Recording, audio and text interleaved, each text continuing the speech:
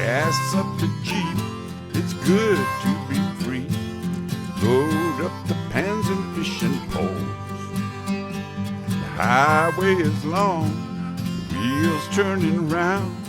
Pack up the cook stove and the bowls. Arlo and I, we hit the open road. Arlo and I are on the road. Hey everybody, well, I'm out and about again today. It's the 4th of July weekend. Millions of people out in the woods here. I usually try to avoid coming out here on weekends and on holidays, but I just happen to be out here this weekend, and it's just madness out here.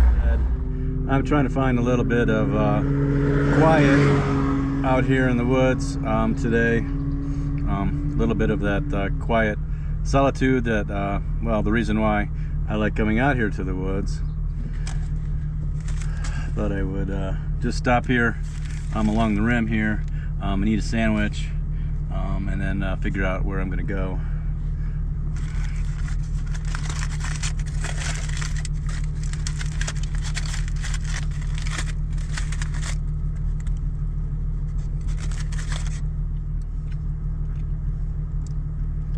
By the way, happy 4th of July to all of you out there.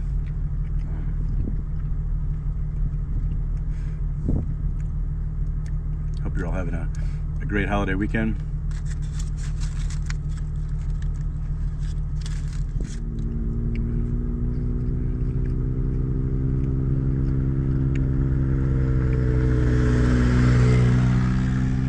Enjoying quiet wilderness.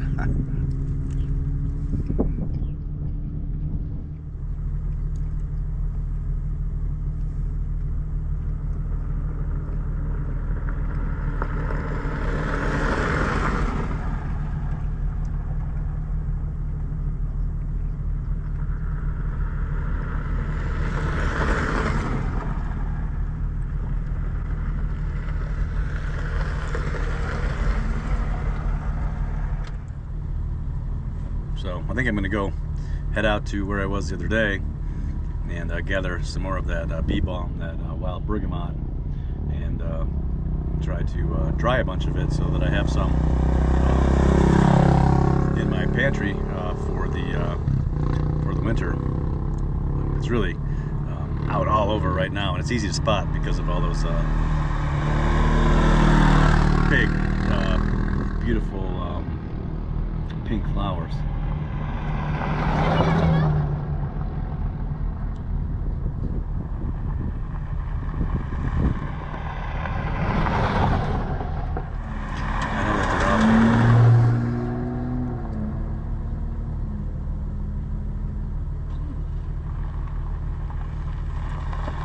People everywhere.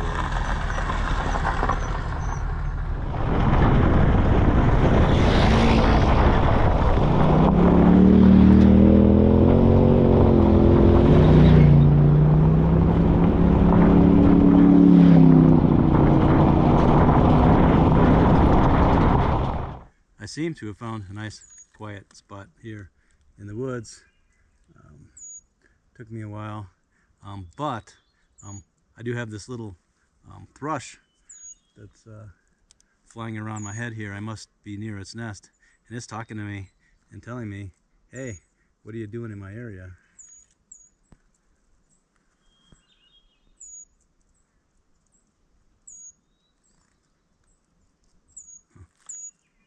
You hear him? This is exactly what I come out to the woods to find. That quiet solitude.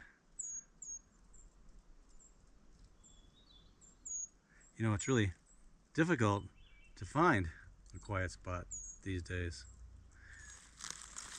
And there's actually a really cool documentary about Gordon Hempton, who was a guy who would go around and, or he still does, I assume, record nature sounds, you know, when they were really big in the 80s and 90s. And I really enjoyed those CDs back then. I still listen to them. But he had a whole series of CDs called The Quietest Places, some of my favorite environmental sound recordings. But anyway, Gordon Hempton was always in search, and he has this whole thing in search of the world's quietest places. And, you know, as it turns out, there are very few places on the planet where you can go to find a nice quiet spot, you know, and he had to go you know, had a difficult time recording, you know, because anywhere you go, there's planes flying over, there's traffic, there's all kinds of things that you don't even think about. You know, I think there's only like 1 or 2 places on the entire planet where you can record without being under some sort of flight path or something like that. And I find that a problem a lot of times when I'm recording and I'm trying to do sort of like a ASMR kind of a quiet recording out in the woods. Inevitably, there's always an airplane or 2 flying over, no matter when, no matter what time of day, no matter what. And also, in the distance, you'll hear cars go by or an ATV or something like that. Even when I'm out in the woods, you think that it's you're out in the middle of nowhere, and all of a sudden you're recording something, and there's someone driving by. So anyway, there is a documentary about Gordon Hempton. I believe it's called The Soundtracker, but it could be called, you know, something to do with the quietest places. I'm not sure. But if you can find it, it's definitely worth checking out. Something that really interests me. And, you know, aren't we all out trying to find that quiet, that perfect quiet space?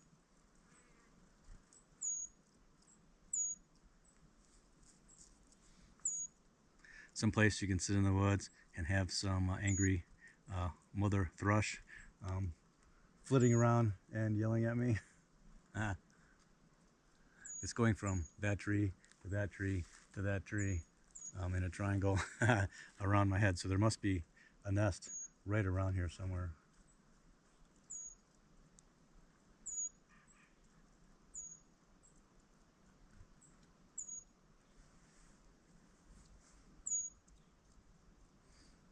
Am I in your spot?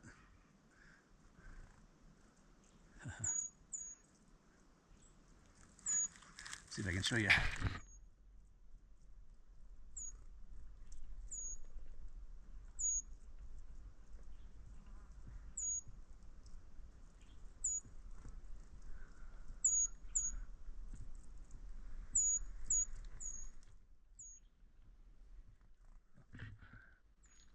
Pretty little bird. Anyway, I guess I'll move along here and let this little mama bird relax.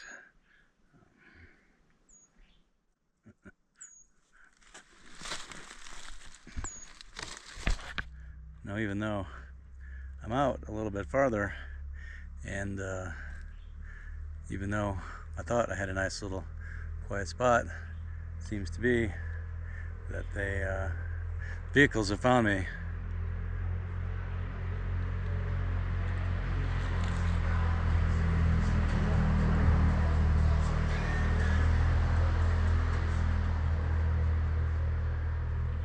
I don't really understand the appeal of cranking the radio while you're riding around in the beautiful forest when there's so many beautiful sounds out here to hear.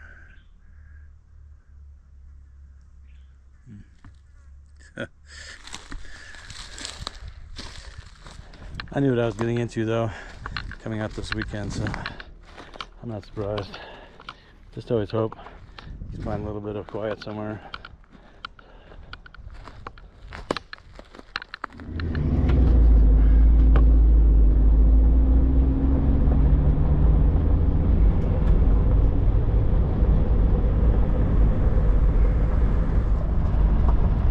It's super dusty. All these cars and trucks plowing by. I'm heading towards that area I was yesterday, where I collected some of that bee balm, and hope to collect some more. today, and I'm gonna dry it out and use it for cooking. So we're just gonna kind of work our way back in that direction here. So I'm back in this area where I was yesterday, where all of this bee balm is growing here. It seems to be even a ton more flowering today, than even more than there were yesterday and the day before when I was in this area. Anyway, I want to collect a bunch of this because I want to start using it for cooking. Among all of this beautiful bee balm and the smell of oregano. It just smells exactly like oregano, and it got me thinking that, you know, maybe I can use this just like oregano. Now, I know that this plant, bee balm, has the same compound in it, thymol, that is in fresh thyme and in oregano. So that probably has a lot to do with why it smells so much. It's a little minty. It's a little bit different than oregano, but very similar. Really definitely has that smell. And I think that this would be really useful in the kitchen. I'm using it in any recipe that you would use oregano on. So I thought that I would come back here and I would collect a bunch more of this bee balm because, well, not only is it beautiful, and I love to be out here, but the smell and I assume the flavor. Let's try the flavor.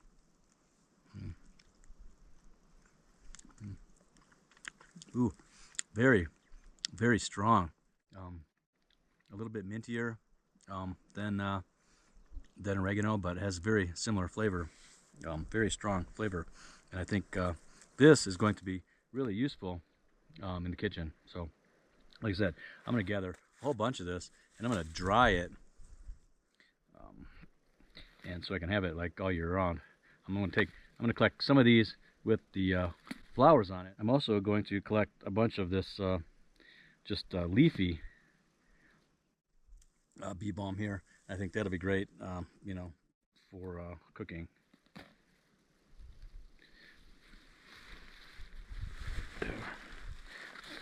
Poison ivy.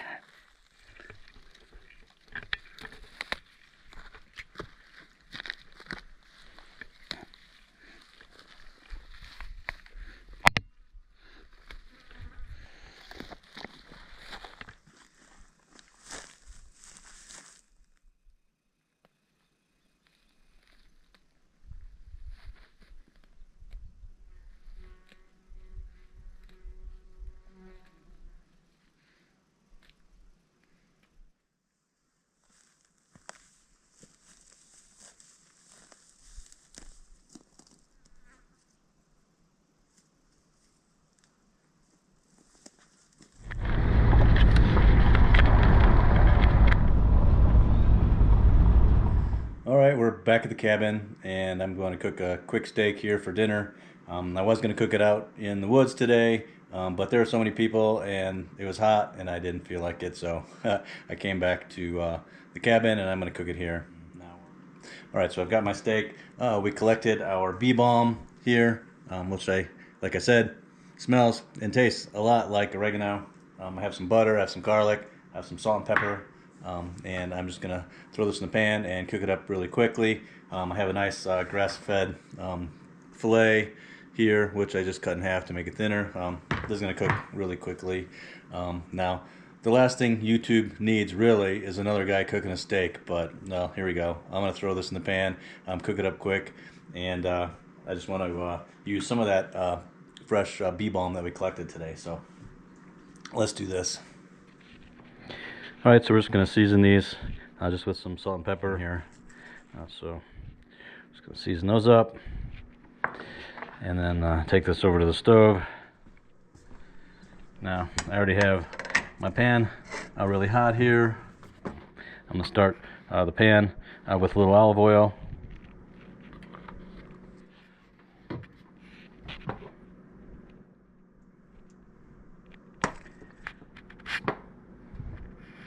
Alright, our pan is nice and hot.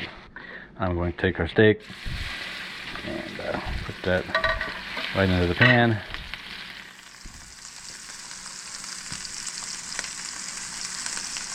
Okay, like I said, this is going to cook really pretty quickly. Let me flip this over.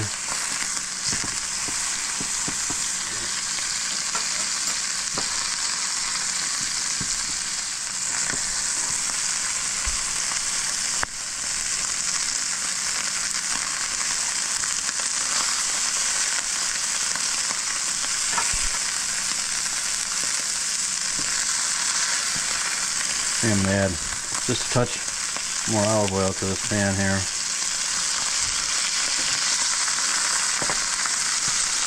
Get that moving around.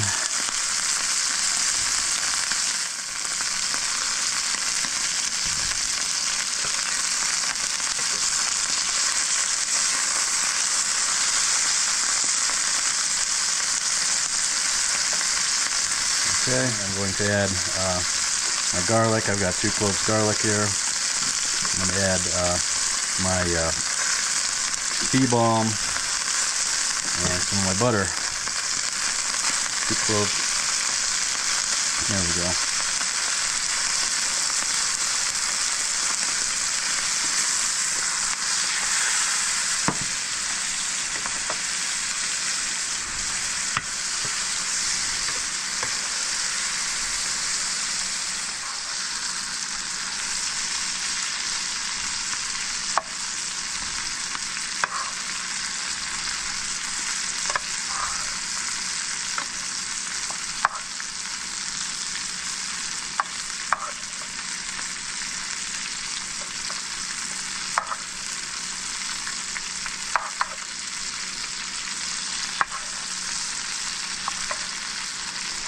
Alright, that's it.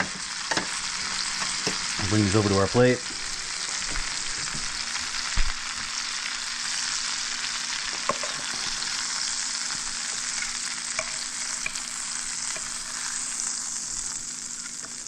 There. Add the rest of our garlic, a little more butter. This. There we go. Maybe our garlic cloves. There we go. All right, there it is right there. That's our steak with bee balm and garlic. Butter. Looks pretty good. Let's cut into it and see.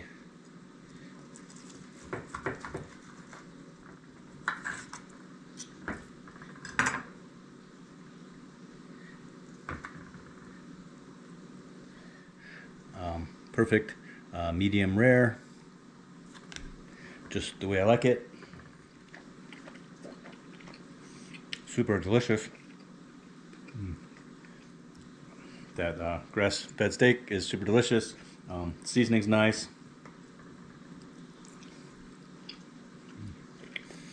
Can really get the garlic and really pick up that bee balm.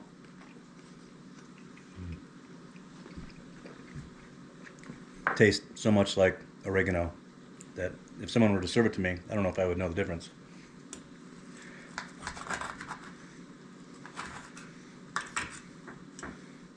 Mop up some of that butter. Once again, perfectly cooked. It's perfect medium rare.